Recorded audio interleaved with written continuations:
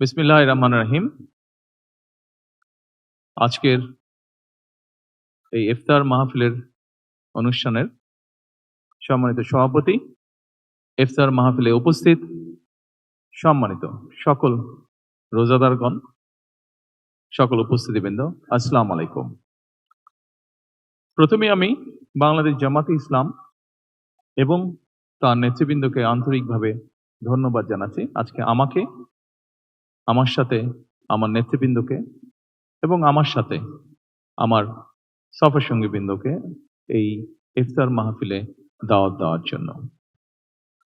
সম্মানিত সকল নেতৃবৃন্দ, উপস্থিতিবৃন্দ, আজকে এখানে শুধু আমি নই, এখানে শুধু বাংলাদেশ জামাতে ইসলামের নেতৃবৃন্দ বা কর্মীবৃন্দই নয়, আমাদের বাইরেও এখানে অন্যান্য আরো রাজনৈতিক দলের নেতৃবৃন্দ আছেন।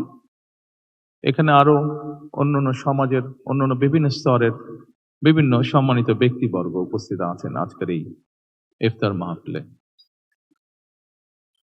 আজকে আমরা একটি গুরুত্বপূর্ণ সময় সকলে এখানে একত্রিত হয়েছি। দেশের একটি গুরুত্বপূর্ণ সময়। কিছুদিন আগে দেশে নির্বাচন হয়েছে।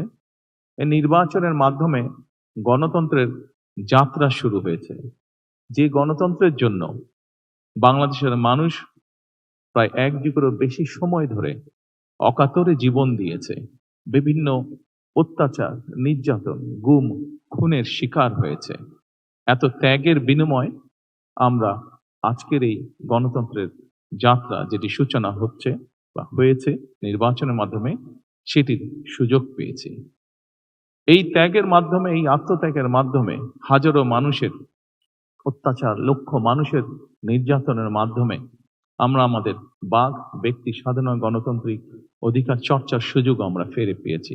সেজন্যই প্রথমেই আসুন আমরা আল্লাহর দরবারে শুকরিয়া আদায় করি।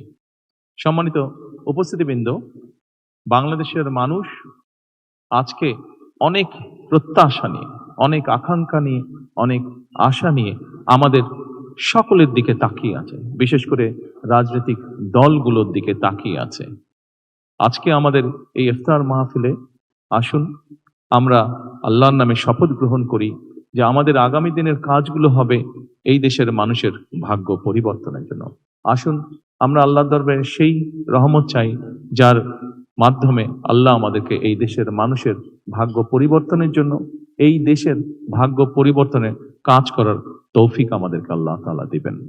পরিশেষে আমি আবারও বাংলাদেশ জামাতে ইসলাম এবং জামাতে ইসলাম নায়েবে আমির শফিক সাহেব সহ সকল নেতৃবৃন্দকে আন্তরিক ধন্যবাদ জানাচ্ছি আজকে এখানে আমাদেরকে দাওয়াত দেওয়ার জন্য।